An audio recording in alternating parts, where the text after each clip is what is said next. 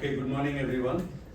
So this is the 13th lecture in this course, and it's my last lecture to you. On Saturday, as you know, coming Saturday, you will have your mid-semester exam. The portion for that is essentially everything we've done in class and which is also in the notes, except portions which are read in the notes. Those will not be tested, but everything else, including today. And I have some thoughts about this, how this half of the class has gone. You also have some thoughts. Your thoughts should be put in the course eval feedback, which is open, I believe. My thoughts I will send you by email after the exam is over. And today we are going to do this on slides because I want to show you a lot of images and even one animation. So let's get started. Now we have already developed the formalism of stationary and non-stationary states. For stationary states, these are solutions of the time-independent Schrödinger equation, and they have an energy eigenvalue. Non-stationary states, also the stationary states, have a simple time dependence, which is just a multiplicative factor, e to the minus I e t by h bar. Non-stationary states don't have these properties, but actually I have never shown you a single non-stationary state, and it's certainly time that we should see them. And they are very illuminating. Now, as usual, yes, question? Oh, as usual, we are going to use the harmonic oscillator as a prototype problem, and many of the things that we'll find will be typical for large class of such problems. So this is the harmonic oscillator Hamiltonian. As you know already, it can be written in position basis or momentum basis. And here I have not specified the basis. I have just put hats on the operators p and x. And if it's the position basis, then x hat is just x, and p hat, as you know, is minus I h bar d by dx. Good. Then some time ago we realized that we can simplify the Schrodinger equation for this Hamiltonian, the time-independent one, by a scaling which just removes all constants from it. So as you see, the second equation has a nice form which has no numbers like m or h bar or omega, so it should be easier to solve. All the physics is inessential, well, they are not inessential. All the physics input is not there except the structure of the equation. A mathematician can look at this equation, tell you about the solutions, and then you can undo the scaling and get the physics out. And we found one solution of this equation, which I have written here without normalizing it, e to the minus half y squared, which you can plug into this equation, and you will find that it solves the equation with f equals a half. Then we put back all the constants, and we found that actually that means the energy is half h bar omega. Then I also told you that this is the ground state solution, so it has the lowest energy, which is non-zero. Okay, now let me show you without proof the general class of solutions. So the general solution to this equation has a label n, and it is the same function e to the minus half y squared, but just times a polynomial. Polynomial, as you know, is a sum of terms which are powers of y. Y is the coordinate. And h and y are some famous polynomials called Hermite polynomials, and the n means that they are of degree n. Let's see some examples, then you will understand. Of course, the general theory of this I am not developing, and again it's purely mathematical, but it helps us to see the first few examples.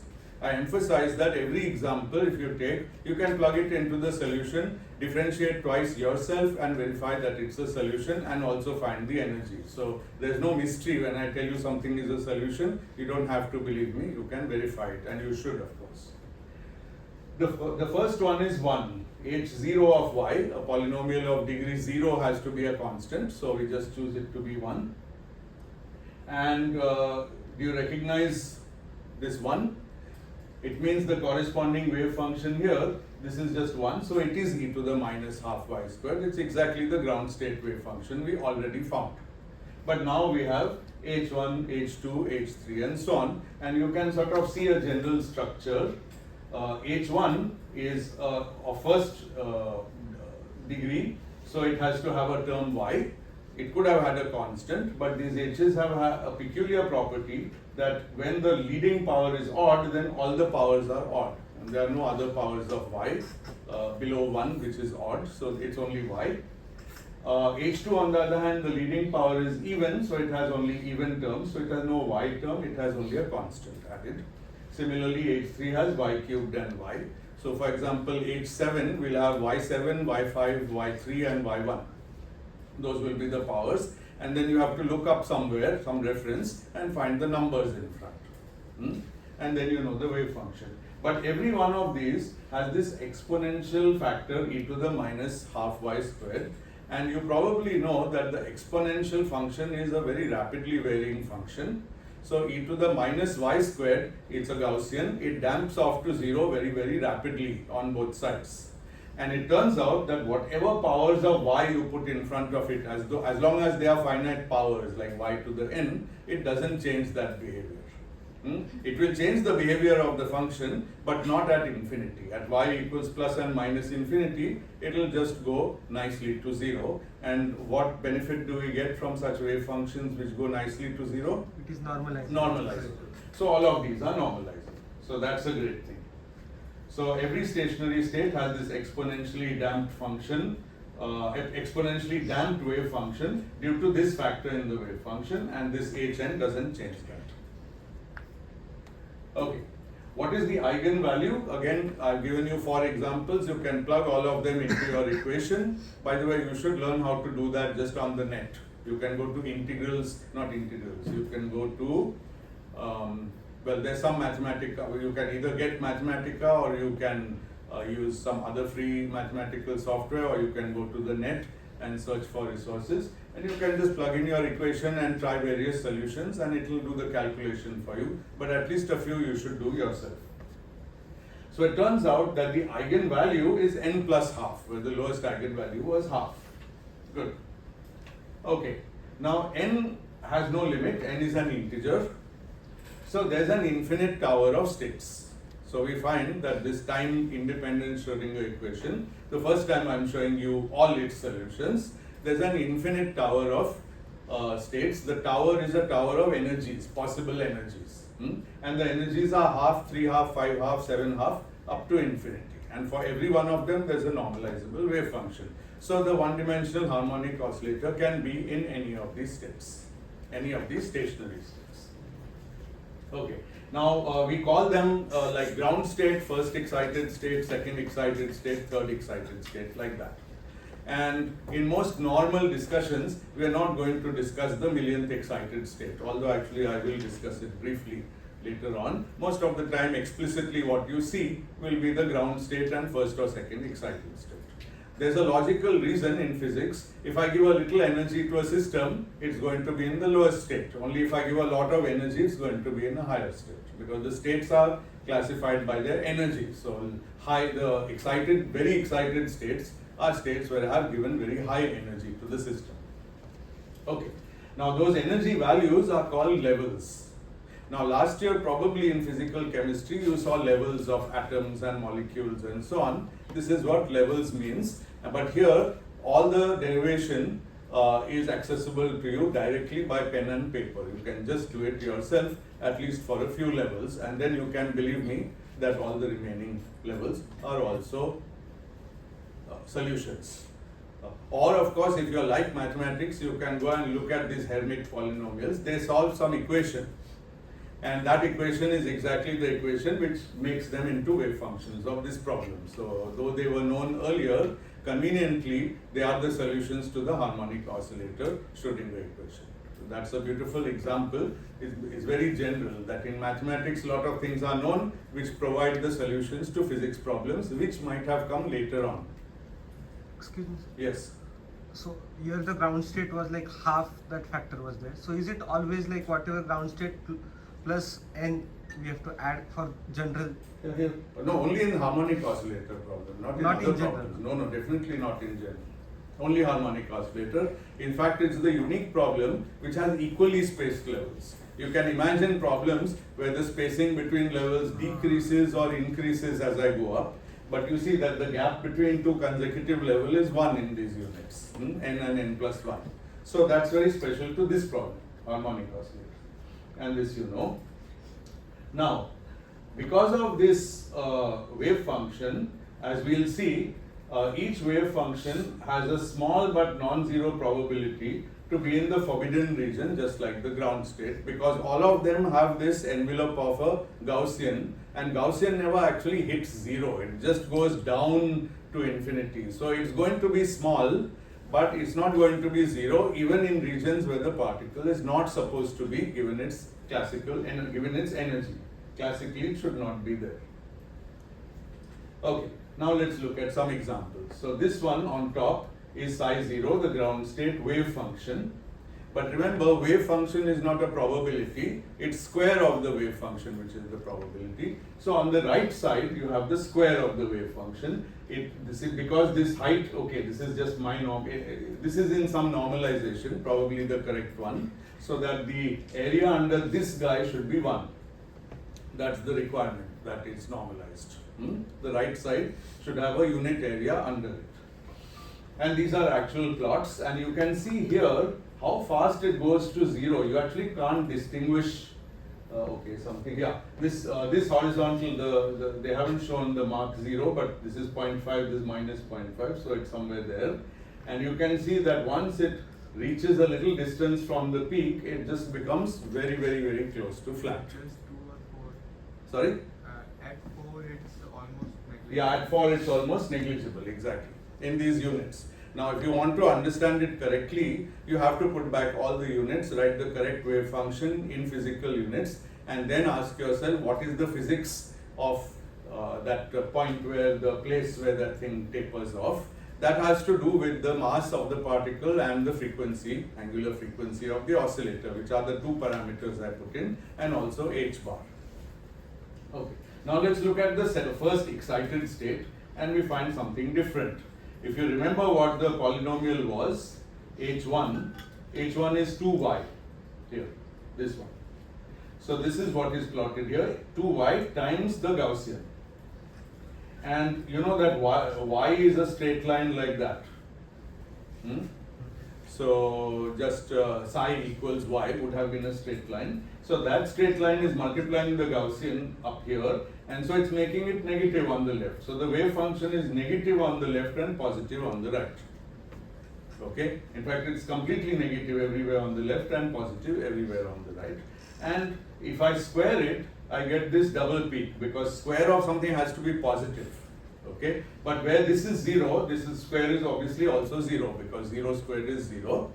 And so we have this double peak type of thing, and of course again it goes to 0 very fast, but it also goes to 0 exactly at the origin. Now that's really strange. This means that in the first excited state, a particle has 0 probability to be found at the origin, at the bottom of the potential. Okay, and this is one of those weird things of quantum mechanics which we cannot explain classically. Okay, you can't imagine that a particle in a potential which has very low energy, because right, first excited state is just above the ground state, so it's a very low energy state. You can't imagine that it would not be near the center of the potential. Center is the equilibrium point of your spring. But in the first excited state, it's there, and it's never at the exact center. Its probability is actually highest at this point and this point away from the center. 2 points symmetrically located around the center. Okay, let's go on. For the second excited state, we have the polynomial y squared, and there was a constant. So y squared minus a constant. So with that polynomial and the Gaussian and multiplying them, we get this. So you can see the statement I made earlier, that because of the Gaussian, it just always goes to 0 asymptotically. Asymptotically, it doesn't care what was this Hermite polynomial. That polynomial only affects the behavior in the center of it, not far away. And this is the square. And now we see that the square touches the real axis or the horizontal axis at 2 points. So there are 2 values of x in this state. The particle will never be found. Now these values of this function where it goes through 0 are called nodes. There's a word node, I'll discuss that. So the number of nodes, as you see, keeps going up. This second excited state, this is third excited state. It has a node here, and a node there. Node is not a turning point of the wave function. It's a point where the function goes through 0. So crosses from being positive to negative or other way around. But of course, when I square it, I will get turning points. And you can see that 1, 2, 3 of these correspond to the nodes of that. And there are 3 different points where the particle will never be found. And it goes on like this. In this simple model, the nth excited state has n nodes. And there is a general rule, and I hope Arko will get into that discussion later in this course, that it's quite a general rule that the more nodes the wave function has, the higher the energy.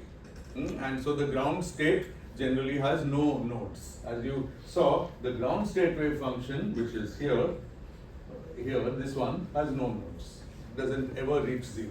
It just comes close to 0 at infinity, but it's never 0 in the middle. Excuse me. Yes. If the particle is, say, in one of the peaks, Yeah. in that region, Yeah. and there is a probability of it being in the other region. No. So you started by saying something which doesn't make sense. What do you mean by saying if the particle is in one of the peaks? The particle, this is the wave function of that particle. So in the first excited state, that is its probability. I've shown you the probability of the particle in the first excited state. Now you can't say the particle is here or here. That's the whole point of what probability means. Whoops. Yeah. In this first excited state here, you can't say the particle is here or here. The particle has a this is its probability to be anywhere. It has a probability to be everywhere here except at the origin where the probability is exactly 0. Only that point. It has the highest probability to be either here or here. Y equals about 0.8 if you really measure, and we'll actually derive that. So, yes. but if I observe at any given time, We have not come to observations. We'll talk about observations. Give time for observation. This is the wave function. It determines the probability. Now you will ask what are the expectation values. You are asking about expectation values. I've told you how to calculate them, but we have not calculated them in these states. So we will do it. We'll come to expectation values. Good. So for the first excited state psi1, we see that it was positive for y greater than 0, vanished at y equals 0, became negative for negative y, and therefore it had a node. And the particle has 0 probability to be found, as I just told you. Psi2 has 2 nodes, psi3 has 3 nodes, like that. Now when n is odd, that means psi1, psi3, psi5, one of the nodes will always be at the origin. Okay, you can easily see this from this formula. From this formula, you see the property that when it is an odd h, that is h1, h3, h5, it has only odd powers of y, so it can't have any constant. If it has no constant, then at y equals 0, it's 0. So that is why the node at the origin is there always for all the odd wave functions only. Okay. Now the probability density is always positive, though the wave function can go negative. And also the probability density is time independent. Okay. The whole calculation has been time independent. Why? These are stationary states. There is a time dependence and we'll put it in, but right now we don't have to discuss it because it doesn't affect the probability. Because the time dependence is e to the minus I et over h bar. When we take the mod squared, it's gone. So whether we had put it or not put it, it's not there in the probability. So if you want to be very picky, you can say this is not a fair graph of the wave function because it doesn't show its time dependence. But you can't argue with that one because this has no time dependence. It's the probability. Okay, good. Good. Now, let's think what this means. This means that the particle in any of these stationary states is not moving in time. That means it's not evolving in time, right? Because at any time, if it's in a stationary state, it will show the same behavior, but it's distributed over space. That's the probability. The probability shows you where it is, and it's distributed over space. It's not in one place. Okay? Of course you expect that, because quantum mechanics we have learned has built-in uncertainties and wave-like behavior. Here we are looking at the details of that wave-like behavior. Okay, good. Now, these features are quite general for particles moving in one dimension in bound potentials. Okay, but in most bound potentials, you won't be able to solve the differential equation easily. Harmonic oscillator is the easiest one. That's why we always focus on it. Okay, let me also say one thing which maybe I didn't emphasize before. The Schrödinger equation in general is a partial differential equation, because in 3D it has three different coordinates x, y, z. If you do the time dependent, then it also has time. So 4 coordinates, and then it's partial derivatives in all of them. Now you should know this much about maths, that partial differential equations are much harder than ordinary differential equations in one variable. Now supposing we work in one dimension, then we are in a better situation. Instead of x, y and z, we only have x. But if there's t, which means time dependent equation, we still have a partial differential equation, but in 2 variables. But if we do the time independent Schrodinger equation and in one dimension, then we have an ordinary differential equation. And again, that is the reason why we are focusing on these. They are the easiest of all possible quantum mechanics problems. It doesn't mean the others can't be done, but for example, to understand the hydrogen atom, you have to study partial differential equations. Then you do some separation of variables. I don't know how much you have already seen, but I'm pretty sure later in this course you will see those things. But that time you will look back fondly on the time when we were studying ordinary differential equations, because they are much simpler. Okay, now let's talk about the states which are not stationary. First time in this course, but it will be important in all that follows. First of all, what is our guess? We would guess that when a state is not stationary, then it will have time dependent probabilities. Every one of the states I showed you up to now, all the infinitely many stationary states, all have time independent probability, but now we should encounter time dependent probability. But the problem is we don't really know how to solve the time dependent Schrödinger equation. Here is the equation, and this time what I have done is to put back this h bar omega which I had dropped earlier, but I also scaled the time and defined it as u divided by omega, and because of that h bar omega came here also, so I can cancel it. So u is my scaled time and y is my scaled coordinate, and I can always put back the scaling at the end of the calculation. So I don't know if I have the equation here. I have it here. I just cancel h bar omega on both sides, and I have this equation, which is the time dependent Schrödinger equation in scaled coordinates, and again it has no constants, but now it's a partial differential equation because it has del by del t and del by del x. So it's a partial differential equation. Good. Now luckily we don't have to solve it. There's an easier way to find its solutions without solving it. And that easier way comes from the following observation. If I superpose any two stationary states with different energies, the result is not going to be stationary. We'll see it explicitly. Okay? But since each of the two stationary states solves both the time independent and time dependent Schrödinger equation, the sum will still solve the time dependent equation. Why will it not? Why does the sum not solve the time independent equation? We have seen that because the energies are different. That equation has an energy on the right side. One solves with E1, other solves with E2. If I add them, I'm not going to solve the equation with any possible E. You can just check that. But this doesn't have any energy on the right hand side. It has del by del U or del by del T. And so if I take one solution of this and another solution of this and add them, it will still solve this. So it's a trick that we can get solutions of the time dependent equation by adding solutions or superposing solutions of the time independent equation. And you may say that's a nice trick, but how general is it? Well, turns out all solutions of the time dependent equation can be found in this way. So we never have to solve the time dependent equation. Isn't that wonderful?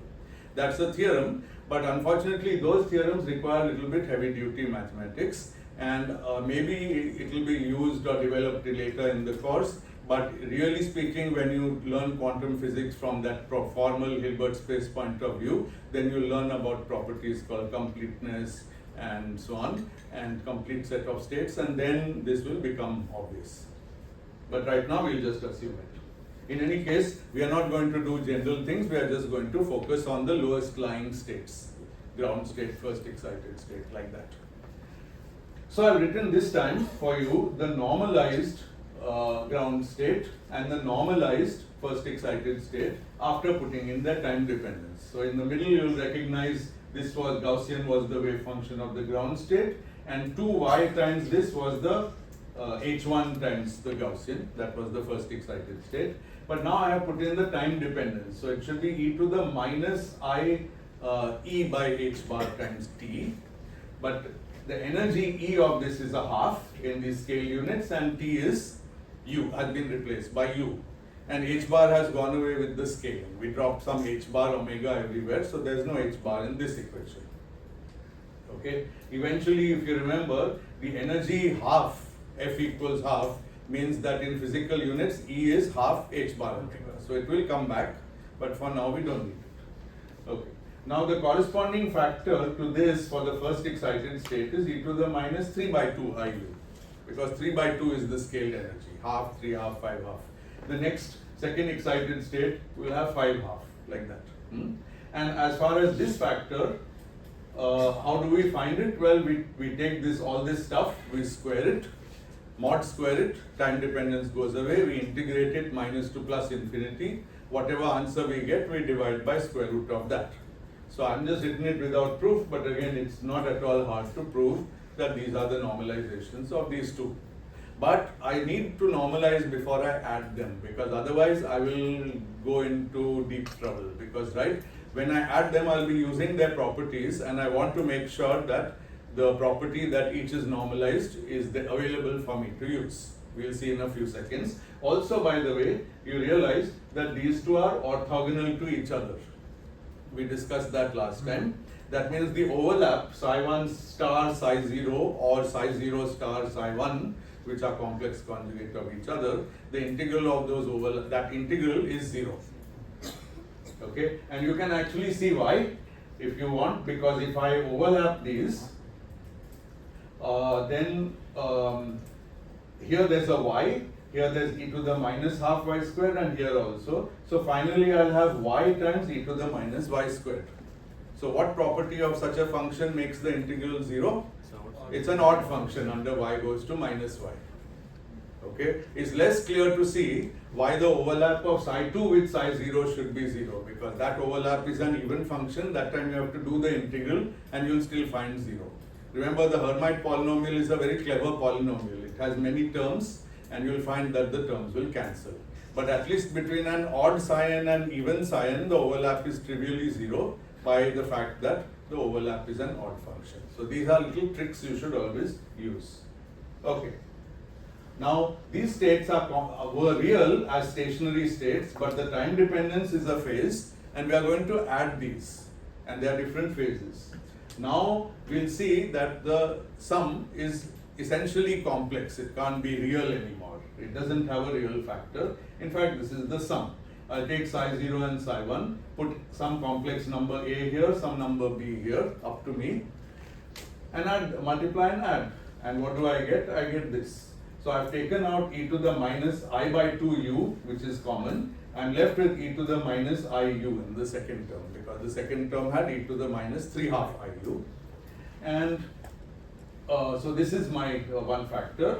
This is an overall phase, but there's a time dependence here, and this is not an overall phase because it's not in the A term, it's only in the B term. Okay, and we'll see in a few seconds that this will give me the time dependence of this of the probability. And last, of course, there's always the exponential fall-off, which was common to both the wave functions, which I added. Okay.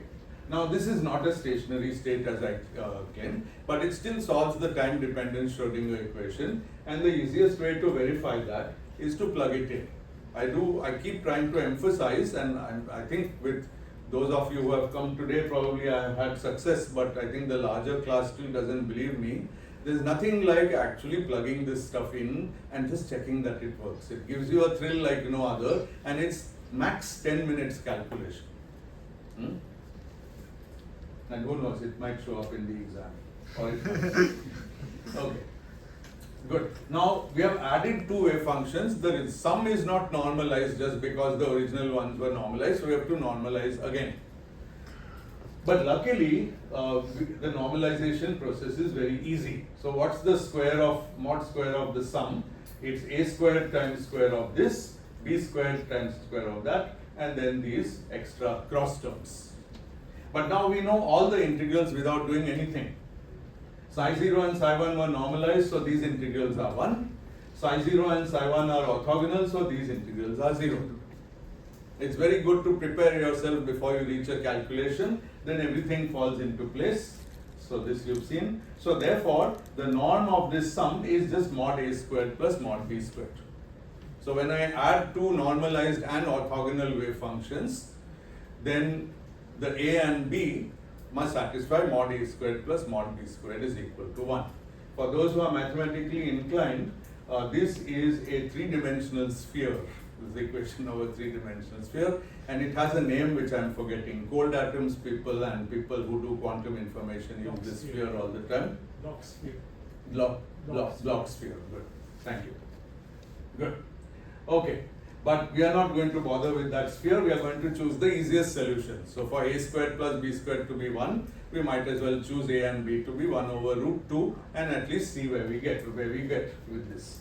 Okay. So now psi squared, we just evaluated by plugging in. So in the previous thing here, we had psi. Now we put 1 by root 2 here and 1 by root 2 here. Then we take the mod square. So the last term gives me e to the minus y squared. The first term, this drops out. This gives me some constant factors. And I have mod of 1 by root 2 plus y e to the minus iu whole squared. So let's combine all those terms. And this is the answer. Okay. And because I took mod squared of something which has e to the minus iu in it, when you do the calculation, you find that you get e to the minus iu plus e to the plus iu, and that is the cost function. Okay, the mod squared has to be real, so this is the real function, and u is the time. Remember always, though it's called u, it's really the time. So this is a wave function which has that space dependence and this time dependence. It's still nice and Gaussian at all times because of that factor which never changes. But this factor is going to make it do something in time, and now we want to find out what it is. So let's watch an animation of this. The other figures maybe I could have drawn, but this animation I actually needed to show. We'll watch it a couple of times.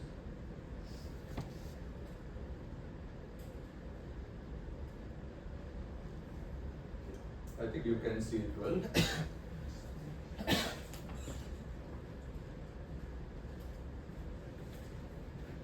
Let's see it once more.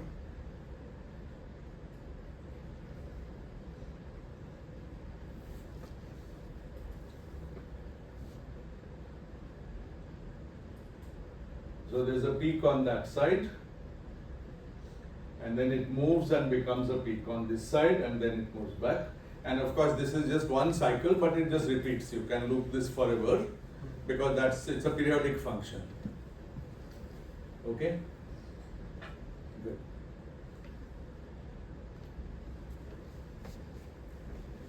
What is the period of this periodic function? It's 2 pi because u goes to u plus 2 pi. And if you undo the scaling to go back to t, you will see that the period is the same as the period of the ordinary harmonic oscillator. Okay, omega is the angular frequency and t is 2 pi upon omega. It's the same period. So the quantum mechanical wave function is oscillating with the same period as the classical particle would have. So we may say, well, this looks more like classical-ish behavior, but that's too fast. So let's see some details about this. So yes, it starts to remind us of classical behavior, right? Because the stationary states were all very non-classical, all of them, They just look like the particle being smeared over some region and not having any probability to be at all set of isolated points. What is that? We don't see anything like that in classical physics. But this is better. But the particle doesn't have a definite energy. In fact, it has equal probability to have energy half and 3/2 because those are the energy eigenvalues that we superposed. We superposed those eigenstates. So the resulting particle has average energy between these, and so it's not very classical. It's still very close to the ground state. And in fact, though I won't be able to develop this, I'll tell you now that close to classical behavior is never found at very low energies. And actually you know that. We have seen in numerous examples that if it's very low temperature or very low energy or very small particles, you don't see classical like behavior. That's where that's the microscopic region. So where do we expect to see quantum behavior? Actually, well, we could consider the millionth excited state. I promised I would mention it. And its energy will be about 1,000,000 plus a half, but who cares about the half? See, by the way, who cares about the half is very nice. Once the energy is so large, then we don't care about the half, which is a quantum effect. Okay? So once we start looking at very high energies, then that 0 point energy has no more any consequence for us, which is good. Sounds more classical. Earlier example, half and 3/2, they both have important contribution from the ground state energy, which itself is half. Okay, now supposing I take a band of stationary states which are all around the millionth, like from million minus 100 to million plus 100, and superpose all of those. So I claim that now if I choose the coefficients properly in that superposition, it will behave more like a classical particle. And this is a theorem called Ehrenfest's theorem in general, which says that in limit of large quantum numbers, a quantum object starts to behave classical. Okay, so it's a very deep theorem. It basically tells us that, okay, we left classical physics for this new very cool subject called quantum physics, but actually classical physics is hiding inside it. Just we have to look in the limit of large quantum numbers. That means higher energies, more excited states, and we have to look properly to form the classical particle out of these quantum levels. You can see also that once your energy is 1,000,000, the fact that the levels are discretely separated by units of 1 is again of no consequence. You'll never be able to observe that. No experiment will tell you the difference in energy between 1,000,000 and 1,000,000 plus 1. So all these classical like continuous properties arise in the limit of large quantum numbers. But I don't have time to develop this theme in detail, but as I said later in the course, it can be done, and there are actual equations which you can write down corresponding to these words. So if we do this properly, we get quite close to the behavior of a particle of energy F that is oscillating between two turning points. You'll also find that once you go to 1,000,000th excited state, the particle really has very low probability to go into the forbidden region. So all these things are good because all of them sound classical. Good. Now let's talk about his question, expectation value of everything. So first we can make a guess. We saw a movie in which there was a peak of the wave function of the probability actually around y equals 0.8, just looking at the graph, and that peak goes to minus 0.8 and goes back. So our guess is that y oscillates in the region between plus and minus 0.8. And now what should we, okay, so good. So and that's actually the expectation value of y itself. Okay, so let's see if we find that. So what is the calculation for y? I've told you, it's position space, and we're asking for the position basis, and we want the position expectation value. So we just put the number y inside an integral with the square of the wave function and integrate. Hello. That's very good. It happens. Yeah, I've been told it happens. Okay, it stopped happening. Good. Good. So we have to evaluate this integral. Now please stare at this integral and tell me there are three terms. This term, this term, this term. all multiplied by y as well as e to the minus y squared. How will you simplify it? The first and the second term will go to 0. First and last term go to 0 Last. because this is proportional to, sorry, first and second term, correct. This is y times 1 and y times y squared, which is y cubed. Y cubed. Both are odd functions multiplying the Gaussian, and so we don't have to bother with them. The integral will be 0. So the integral is actually this y times that y squared, and then outside I take 2 root 2 cos u, one of the 2's cancels, the root 2 sits here, cos u sits here, and this is the integral, and this is an easy Gaussian integral.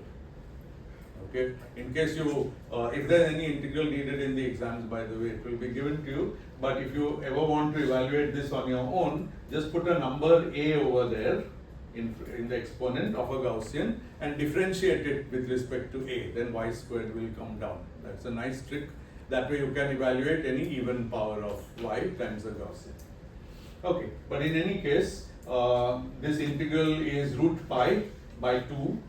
So root pi cancels this root pi, and 1 by 2 with this root 2 becomes 1 by root 2. So we get cos u upon root 2, which is roughly 0.71 cos u.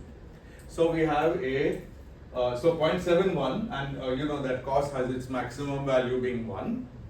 So we get, and it also, its minimum value is minus 1.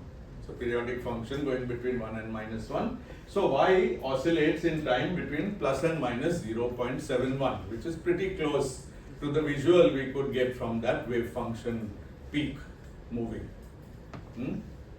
The probability peak moving.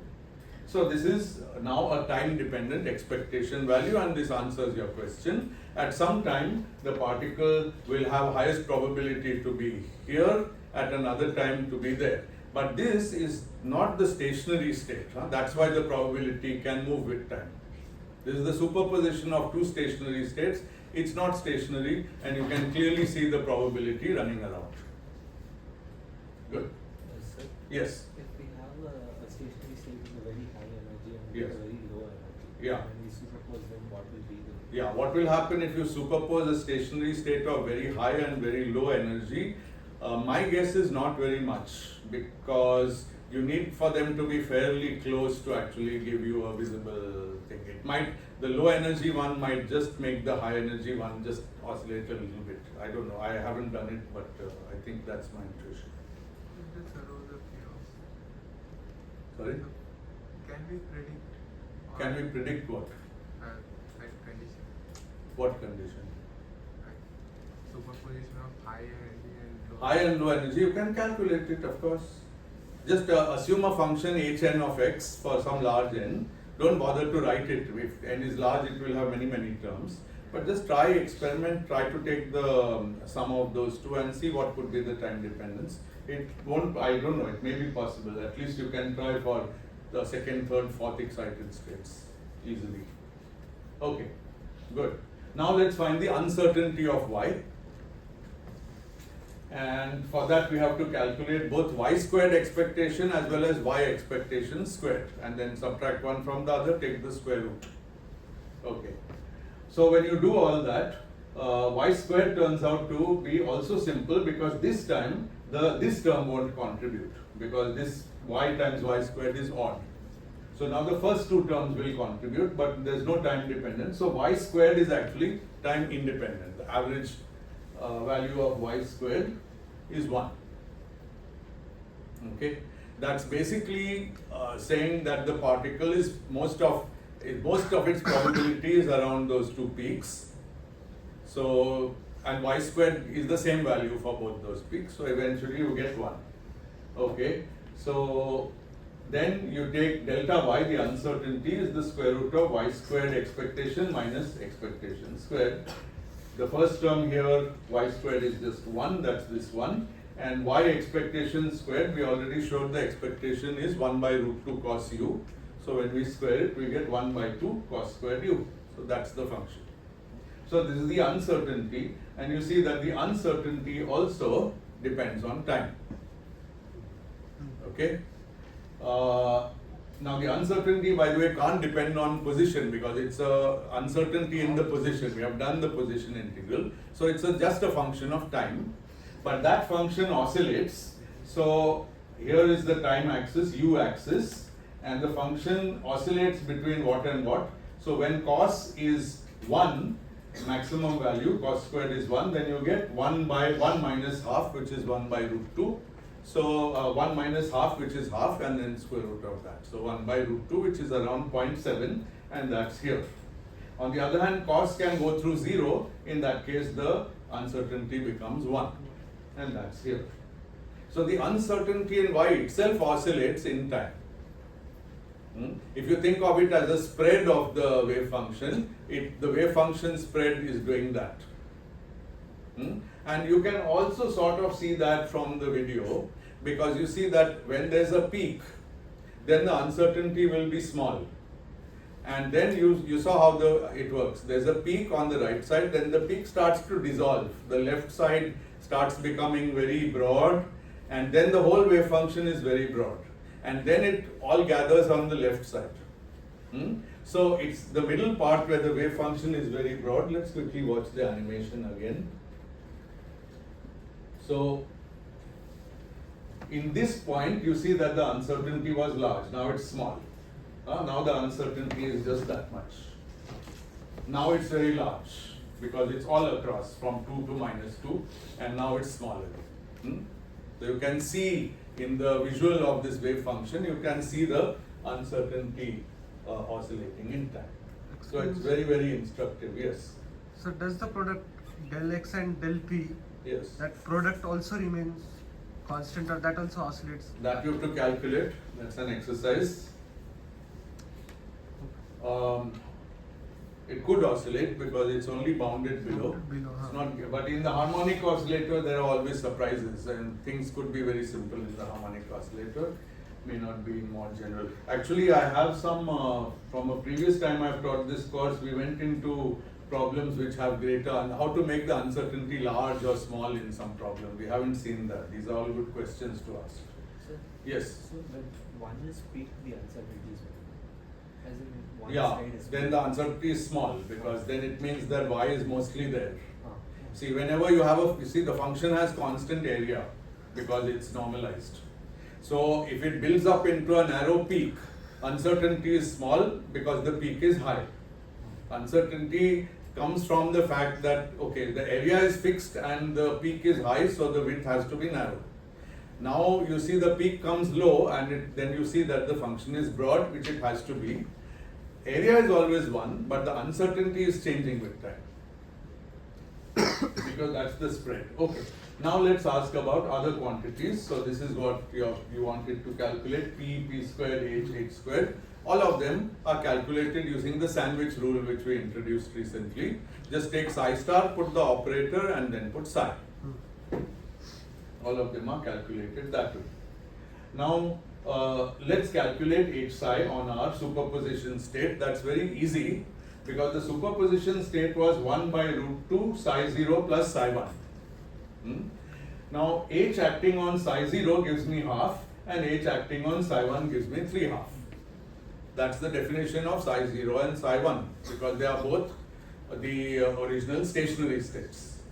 So therefore h acting on the superposition gives me this, and you can see that this is not exactly the state we had before. Okay, and that's correct because it's not, you can see here that it's not a stationary state or an eigenstate of h. Now you can calculate expectation value by taking, on the left you multiply by the star of our non-stationary state, carry out everything, and you find that the average value of h is 1, which is exactly the mean of the two energies, half and 3 half, that we superposed. And it's because we superposed them in a special way with this a and b being 1 by root 2. In fact, it's very easy, so you can see that we just got the mean of the energy. So the expectation value of the Hamiltonian is 1. What does it mean in terms of measurements? Every time I measure the energy of the state, I'll either get half or 3 half. And when I add up a million measurements, I will find that I got half or 3 half equal number of times. Therefore, the average it comes out to be 1.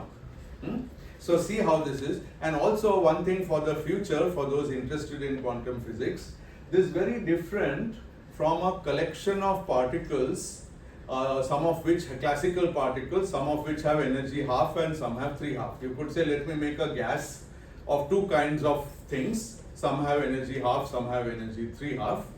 In that case, the measurements will come out completely different. Here what happens is each measurement gives me half or 3 half. I never find the average value. But the average value is 1.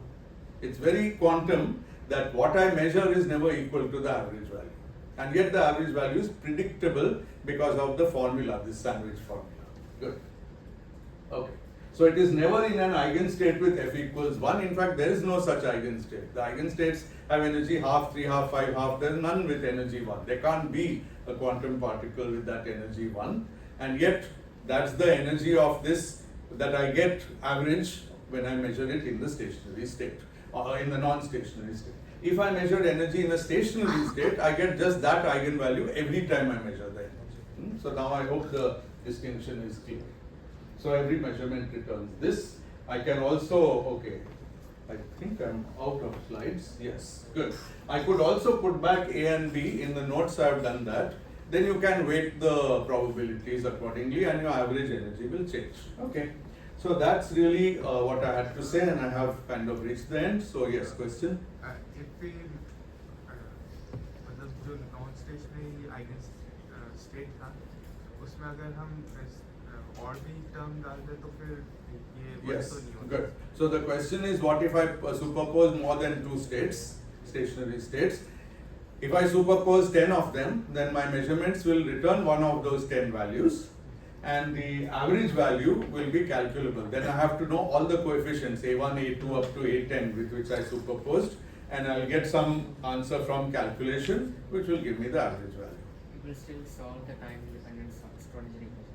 Sorry? It will still solve the time-dependent. It will still always solve, yeah, however many stationary states I add, because they all solve the time-dependent Schrodinger equation which has no parameter in it, then the sum will also solve it. It's linear and it has no parameter. But the time-independent one has an energy eigenvalue. So if I combine many of them with different energy eigenvalues, the sum doesn't solve that equation. But this is a nice way to generate non-stationary states and study them. And well, thank you very much, and I hope you had fun. I think in this lecture we finally kind of put together many things we have been developing from the beginning. So thank you all very much. Thank you, sir.